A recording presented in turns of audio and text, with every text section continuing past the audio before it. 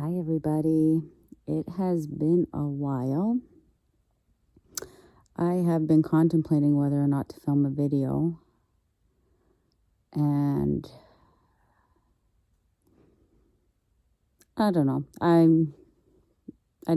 decided to do it, so here we go. One of the reasons I'm filming right now is because I actually have makeup on. I probably haven't in the last 5 months, probably a handful of times have put makeup on. Not that it matters. I don't care, but I look a little bit more presentable. I'm just going to get into it. So I have been away. I was getting off YouTube anyway. I wasn't going to continue the mukbang and all that stuff. I wasn't passionate about it anymore. It is what it is. Things got busy. And yeah. So most of you know, in April of this year, I was diagnosed with cancer.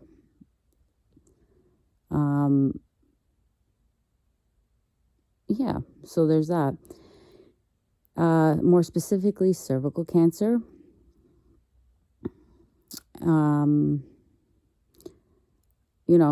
When I would search up YouTube videos about like people's cancer story or whatever, it's always like these nice backgrounds and like a cute thumbnail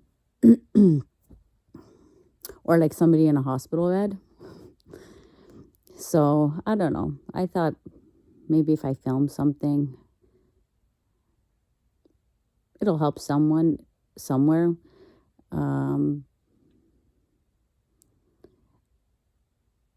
Not that I can't help anybody, but maybe somebody can relate, or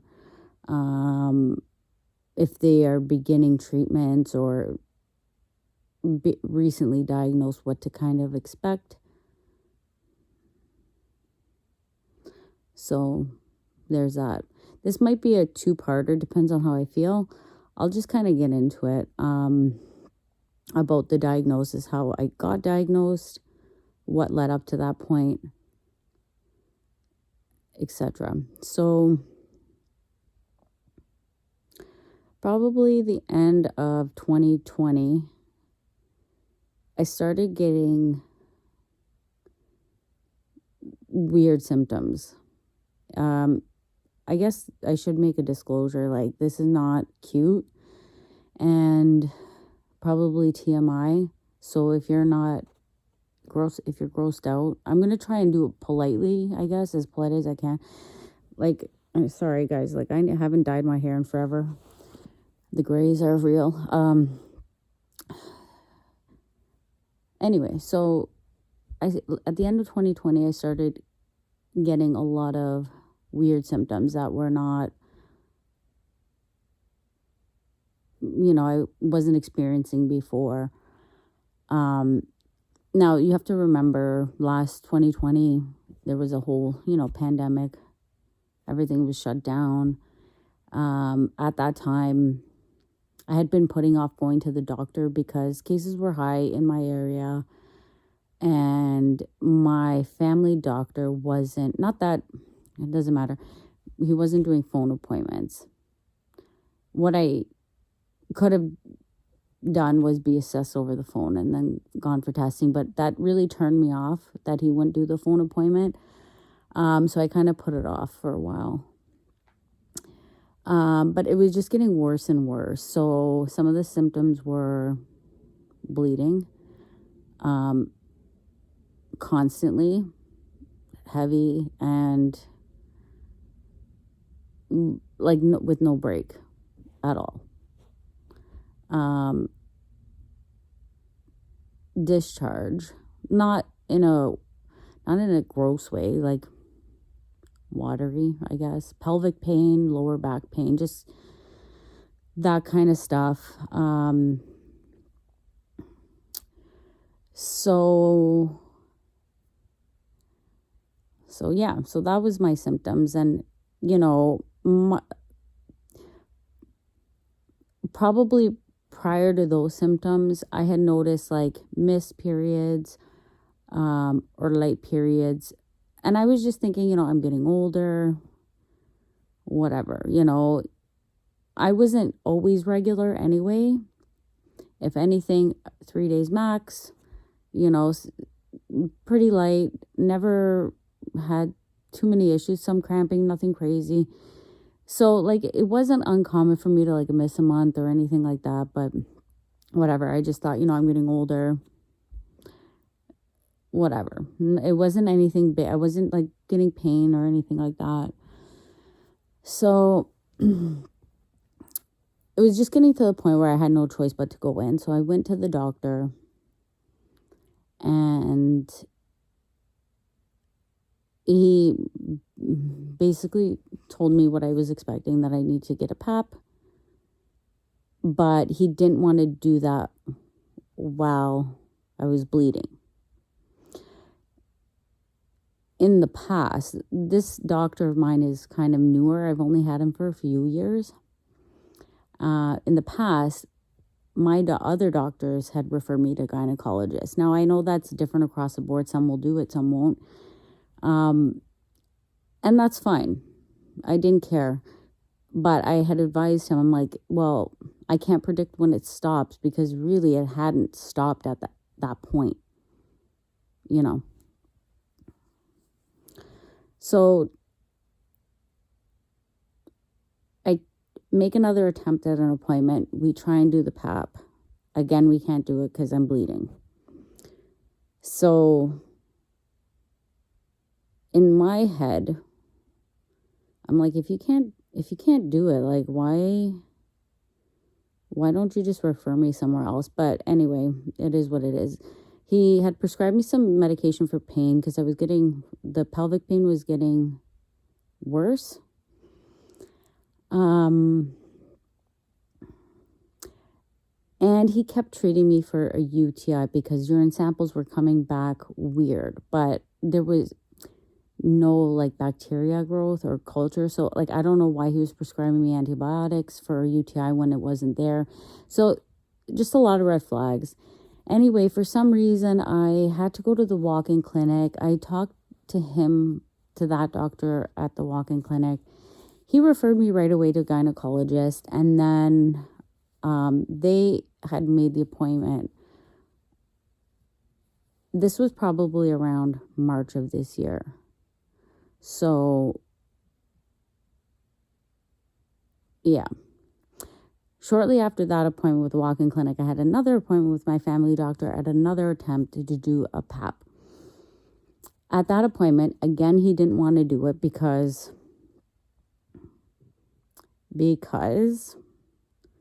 he said I was still bleeding. And I said, okay, well, that's fine. I said, I have gotten a referral from the walk-in clinic to a gynecologist. And he was like, well, he encouraged me to cancel that appointment. And I was so hesitant, but in a way, he's not wrong, because the walk-in clinic isn't your family doctor. So any reports or anything from a specialist is going to it was just going to complicate things. Stupid me, I ended up listening to him and canceling that appointment. Waiting for him to give me a referral. Okay, so my bad. I mean, at this point, it wouldn't make a difference. Anyway, the pain was getting worse and worse, and one day I just woke up feeling extremely terrible and extremely dizzy.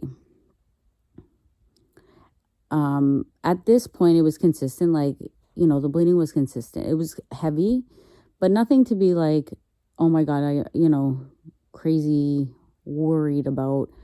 It was always consistent, but this particular day, it had changed.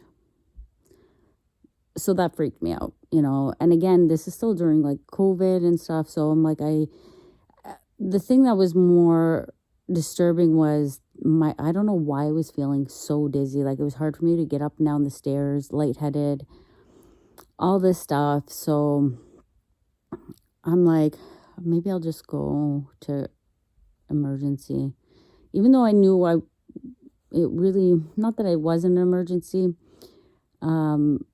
Prior tests had shown I had some cysts, which is not uncommon in women.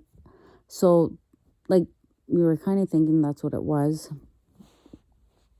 Anywho, so I had gone to Emerge. They right away did blood work.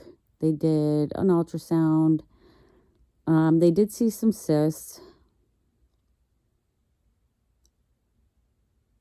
And what else?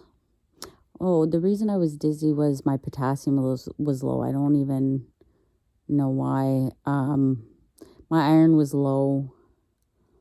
So they put me on fluids, and they wanted to keep me there. I can't remember why they wanted to keep me there. Oh, because they were giving me potassium. They wanted to make sure it was just like, okay.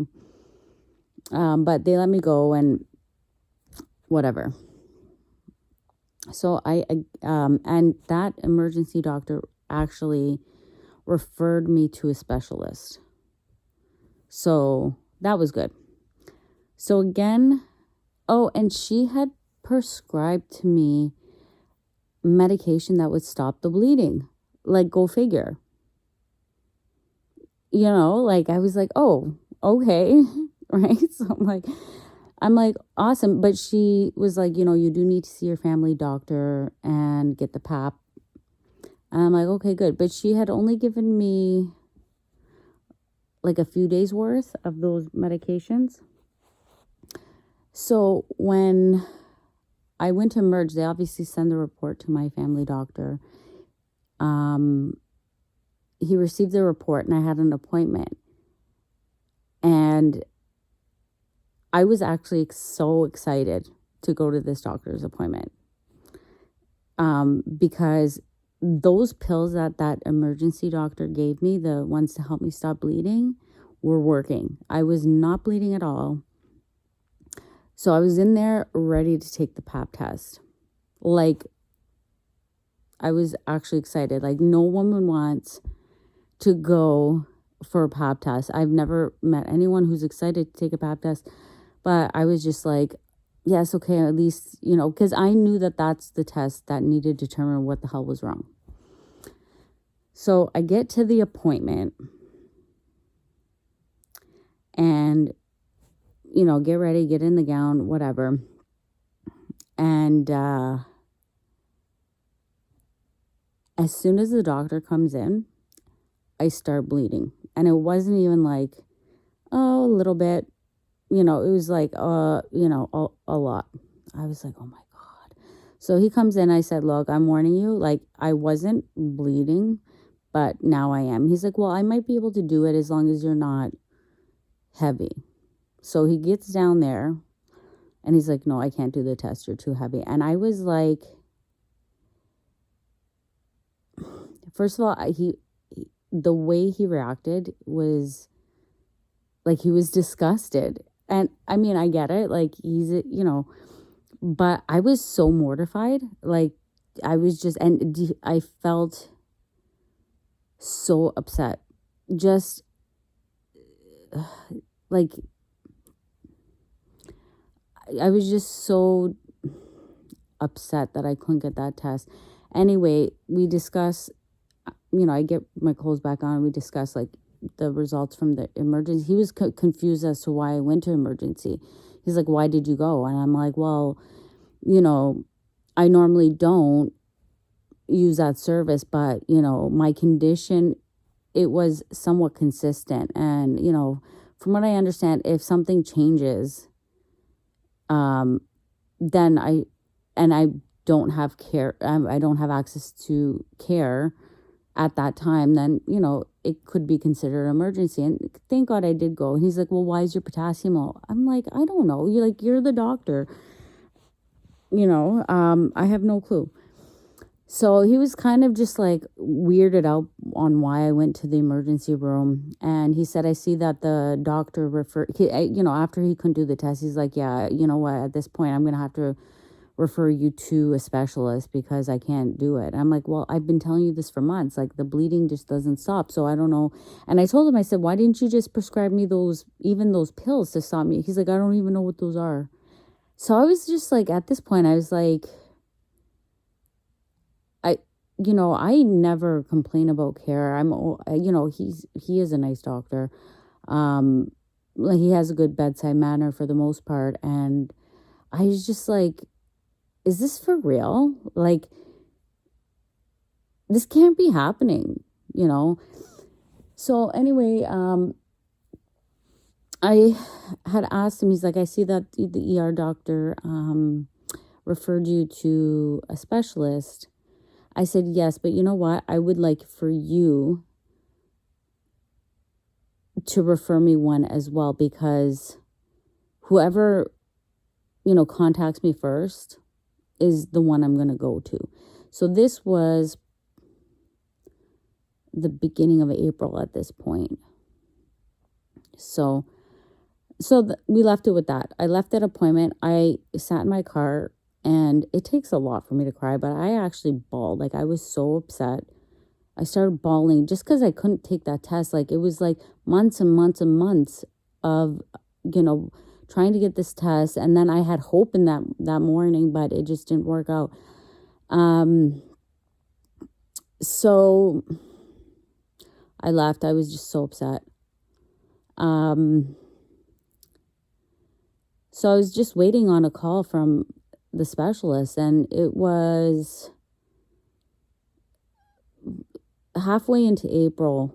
I received a call from this specialist that was referred to me by the ER doctor. So he had contacted me first, and he is doing in-person, obviously, appointments, but it was like he wanted to do an assessment over the phone to see how urgent it was first, and if there was like an appointment, because all he knew it was that there was a referral. So he contacted me. I told him all my symptoms, what I've been going through, what my family doctor was doing, what, because they had been doing, like I said, lots of blood work, urine samples, all that fun stuff. And at the end of the conversation, he was like, okay, we need to see you in person, but like, can you come in like 2 days? Like, I want to see you on my lunch break. So that freaked me out, So I'm like, yeah, for sure. To be honest, I was worried and excited at the same time. So then I was on the way to that appointment, which was just a couple days after I had spoken with him. And I mean, at this point, like the symptoms, like I said, had started late 2020, probably closer to around Christmas, like even like the fall. And,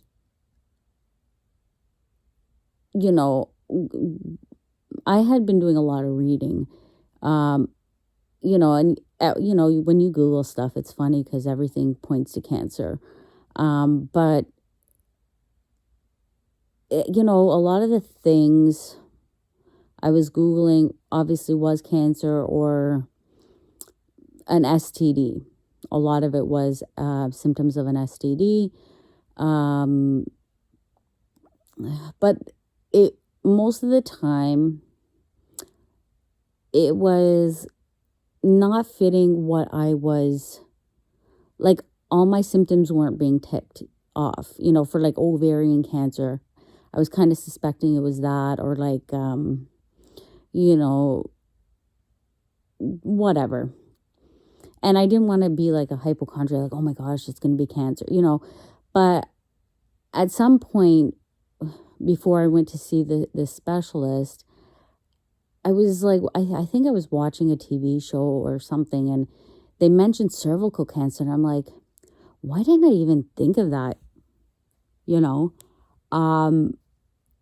Like I kept thinking of ovarian cancer, like that kept coming up in my head, and I kept just seeing the symptom. I'm like, oh, maybe it's cervical cancer. So I did Google it, and it was ticking all the boxes. I'm like, I think this is what it is. So I had gone to this appointment already thinking that that's what it was, but I was also going on the other extreme, not at the other extreme. I was like, that's like worst case scenario. Best case scenario, it's an STD, but like what's better of the two? Like if I have cancer or an STD, then like my partner is unfaithful. Like these were the things that were going on in my head. I'm just being real. This is not a debate. It's just like, this is the things going through my head before this appointment,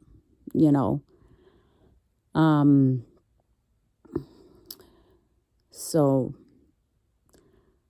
yeah, I think I'm going to make a part 2. I think I'll just like talk about the diagnosis and then like finish up now. And then I'll talk about like what happened after in the next video. If you guys want it, like, I mean, I'll finish the story first and then we'll get into that later. So I go to the appointment and in my head, I'm thinking, okay, they're going to do the PAP and I'm going to go home and I'll have to wait 2 weeks for results. That's what I was thinking. Like I wasn't doing a lot of research on the topic and I didn't know what to expect going in.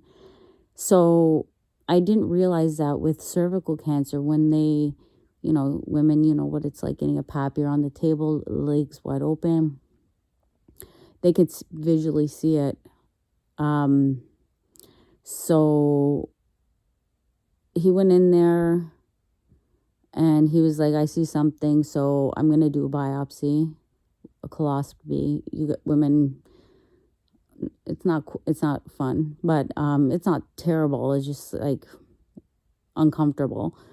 So they did the biopsy. So that had to be sent in for testing, but with the cervical cancer, they can visually see it and they know right away that that's what it is. So he did what he had to do down there. He's like, okay. And he did it. I was bleeding. Yes. Did it. He did it with the bleeding, and it wasn't disgusted, didn't make me feel disgusted. He was just like, it was like another face to him, It was, normal for him. But anyway, so I got dressed. He left the room. When he came back in, he's like, okay, he had his lady friend there, the receptionist that always has to be there. She came back in with him. He's like, I'm, sorry to tell you, you have cervical cancer. And I'm like, okay. I'm not sure if you guys know, but cancer, not cervical cancer, breast cancer runs in my family. So I'm pretty not used to it, familiar, so I wasn't in like a big shock. I kind of expected it going in. So I'm like, okay. He's like, are you okay? I think in his head, he was like, I was in shock, but I wasn't, I was kind of like, all right. Yes, hon. I'm just filming, okay? May. I'm just filming. A video. No. 5 minutes. Okay, thanks. So I was in there, and then he told me the results. He told me what to expect. Like, they sent off the biopsy, and that should probably take a couple weeks. He was like, he just kept telling me, like, I'm really sorry. Like, you're taking it pretty well, are you sure you're okay? Like, do you want us to call anybody? And I'm like, no, I'm fine. Like, it is what it is. Like, I can't, it's life. Like, I don't know. I'm like, but you keep saying this, so should I, like, how worried should I be? Like, should I have a bigger reaction? And he's like, well, I don't think at the time, I just, like I said, I wasn't mentally prepared for this point. I just thought I was going in for tests and stuff. So it was just like all happening so fast. So he was like, I don't think surgery is going to cut it. He's like, this is probably not going to kill you right away. Like, I remember him saying that very clearly, and like, surgery is not going to cut it. So like, I was like, okay. I didn't know how to process it at the time. So he gave me some options on which hospitals I can go to. Thank God I'm in the city. We have a few really great hospitals for cancer care. So he had suggested one of the hospitals that were closer to me, because they see new patients within 2 weeks. So I could go there, talk to an oncologist right away, and they would like set up a plan.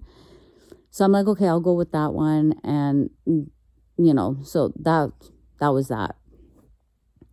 That was the diagnosis. And,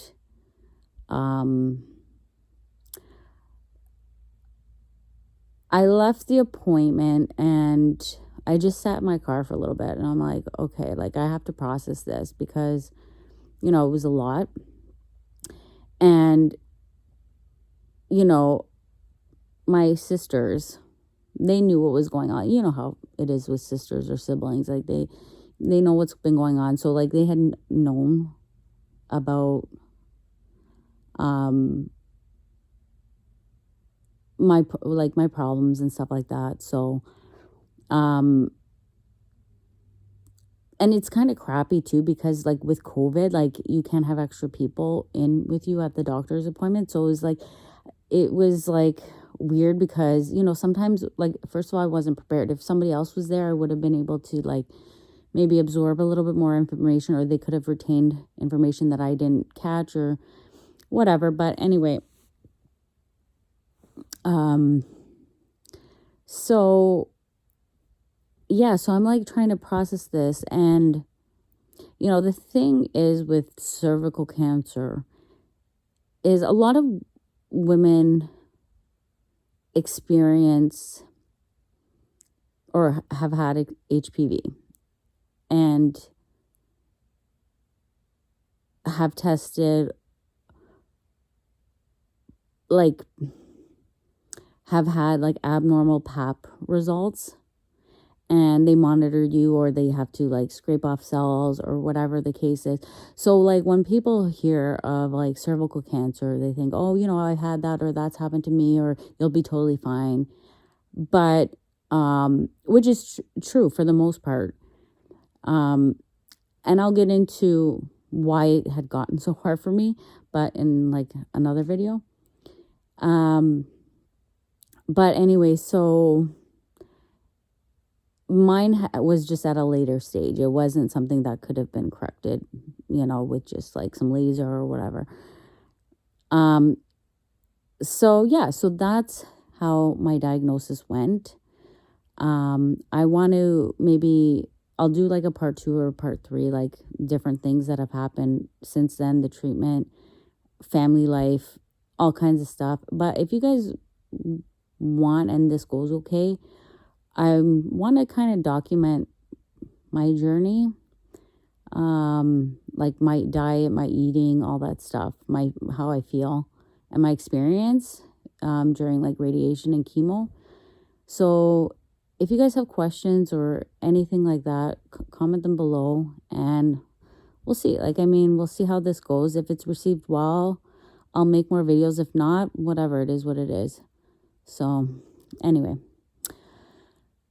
love you guys, and hopefully we'll see you soon. Oh, also, thank you for everybody who's reached out to me. I'm going to say that at the beginning of the next video, or who's kept in touch with me during this time and been genuinely worried. I really appreciate that. And there's been lots of you. So thank you. Anyway, we'll talk to you soon. Bye.